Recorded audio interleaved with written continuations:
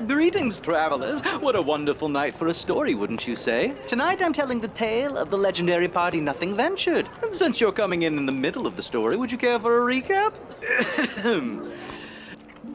In the world of Ylos, on the island of Thestrel, there was once a sleepy little village called Moog. There, a jeweler's daughter named Mars was hired to lead a group of adventurers into the caves beneath town, where the statue of Nyrn, the goddess of darkness and ambition, had been sealed away for centuries. Little did they know at the time, however, that the statue was not merely a representation of Nyrn, but held a portion of her power that was unleashed when Mars was tricked into plucking the gem from the statue's forehead. The gem shattered, releasing some of the power, and when Mars awoke, the adventurers had left, and she had been transformed into a tiefling, one of Nyrn's chosen. Shunned by her family, Mars set out to find the greatest scholar of the lands, Edagon the Wise, so that she might return to her true form. She was soon joined by 4 stalwart companions. Malia Sunsworn, known beer enthusiast and dwarven cleric of the sky goddess Vela, Nyrn's twin sister, which is a bit strange, a dwarf worshipping a sky goddess, but it works out in the end. Tia Armstrong, a quarter elf, half human. Ooh, that's a lot of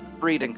Mercenary turned hippy-dippy druid type in search of love and peace, but who was a little too fond of turning into a bear and biting people to really make that kind of coalesce. And Aeson Rightwing, a half-elven ranger, an exiled scion of the kingdom of Avakara, who was on her quest to restore honor by slaying a dragon. Which was ironic because the last member of their party was Farah, a young gold dragon in humanoid form who had been slumbering encased in amber since an ancient war millennia before. Farah had been woken by earthquakes racking the land that heralded Nyrn's return. Together, the party traveled across the land. They rescued people, fought things, and made a name for themselves as the heroes of Dog Run Bridge, where they fought off like 1,000 gnolls or something cool like that. As payment, they were granted membership to the Adventurers Guild, along with the party named Nothing Ventured, an honored and powerful party that Edagon the Wise himself had once been a member of, but apparently had let his registration lapse. Beware, young adventurers, there is no greater threat to your adventuring career than an insufficient funds notice on your guild's auto-pay. The party then met Edagon, who revealed that 500 years before, his version of Nothing Ventured had sealed the goddess of darkness using gems called the Eyes of Nyrn, and then hidden them across the world. Now that the seal was destabilized, however, only by reuniting the 3 eyes could they stop the coming catastrophe. From there, the party retrieved the next eye from the tomb of an ancient god king in the desert land of Apesh, in the process turning the continent to an island chain, which was a bit unexpected. In the elven capital city of Azabek, they then learned that the final eye was held deep in the Shadowfell, in the palace of the Carrion Queen, mistress of ravens. They also learned the location of the final shards, and that Tia, through her half-elven father, was the rightful queen of all elves. Which didn't really mean much after the Elven Council was murdered by the Red Dragon Garleon, I suppose, but it's good for a business card. Edagon gifted the party his sky ship, the Grand Duchess, and along with his apprentice, the exiled mountain dwarf Cadamus Warforge, the party traveled to the floating continent of Valamar, where they learned much about the world's past and even met with the long-thought-dead goddess of the Forge, Kaylee, who had been in hiding for millennia. At the end of this journey, however,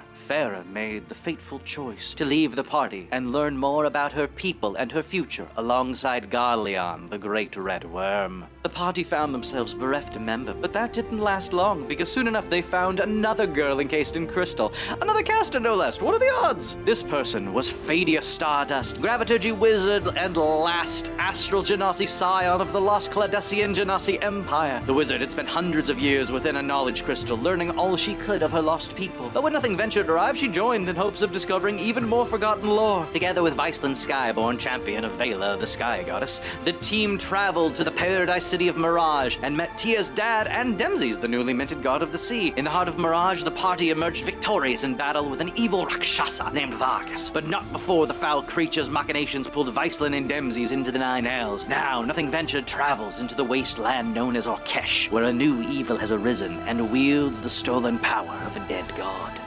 Exciting, no? And I didn't even mention the numerous beach episodes. I welcome you to the Shards of Nyrn, Season 4, Part 2.